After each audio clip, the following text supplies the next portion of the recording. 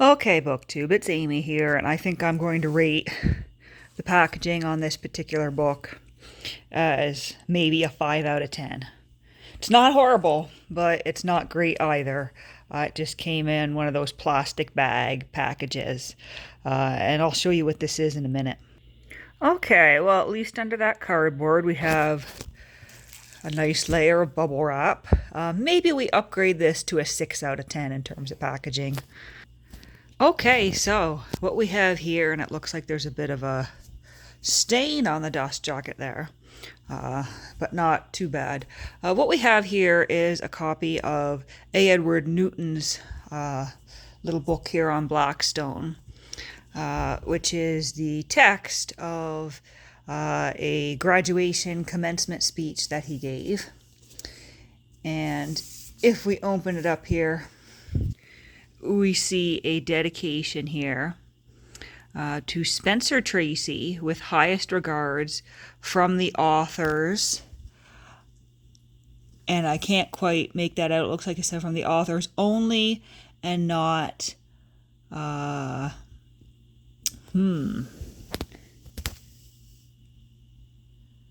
worthy. I don't know what that says, but that says son there. From the authors only and not something something son. It looks like it says, oh, not entirely worthless. From the authors only and not entirely worthless son. March 3rd, 1942. So this is signed after the death of Newton.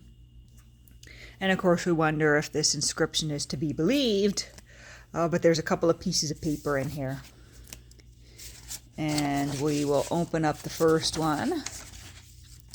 So this is a letter on the letterhead of E. Swift Newton.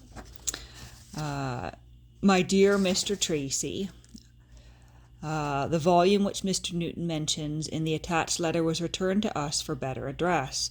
I assume, therefore, that the letter which never reached you, or rather the letter never reached you, and I am enclosing herewith a duplicate of Mr. Newton's letter to you of March 23rd. The volume is going forward to you under separate cover. Very truly yours, Beatrice C. Hunter, Secretary to Mr. Newton. And E. Swift Newton, we would assume that that is one of Newton's children. Perhaps the son mentioned here. There is a second letter here, dated March 3rd, 1942, to Mr. Spencer Tracy, Los Angeles, California. My dear Spencer Tracy, many years ago I had the pleasure of hearing Joseph Hoffman at a private recital in the home of a friend of ours in Philadelphia. After he had finished playing, every woman present rushed up, shook Mr. Hoffman's hand, and said, "Oh, Mr. Hoffman, you do play so beautifully." At that time, and I was still very young, I said to myself, if, by golly, I ever meet a celebrity, I'm going to try to say something that is different. Now I am right up to that point, and I'll be damned if I know what to say.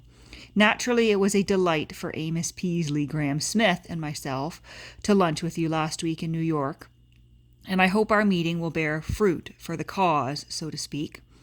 I ran into Amos Peasley at the Racket Club last night, and he told me that one of the feature writers of the Scripps Howard newspaper had interviewed him concerning the Black Tom case, and it was his understanding that it would be a syndicated article.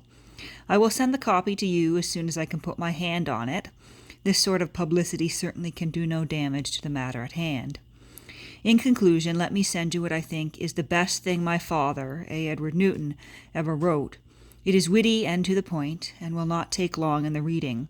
At the age of 55, father, who had had an active business career, turned his literary talent, which is up to that time had only been used in the writing of advertisements for his electrical business, to the writing of essays. This gave him no end of pleasure, and from the numerous different volumes published, made him innumerable friends all over this continent and Europe. Yours very cordially. And it looks like it says E. Swift Newton. So A. Edward Newton's son. If if this is indeed the Spencer Tracy that we would assume it to be. And based on these letters, it is, because Spencer Tracy is described as a, famous celebrity. This is a copy of Newton's book that Newton's son sent to Spencer Tracy. And so that's pretty neat. And this is technically my second copy of Newton on Blackstone, published by the University of Pennsylvania Press in Philadelphia in 1937. But that's kind of fun, and I'll have to get some protective sleeve to put these letters in. I'm not just going to leave them tucked in the book as they have been.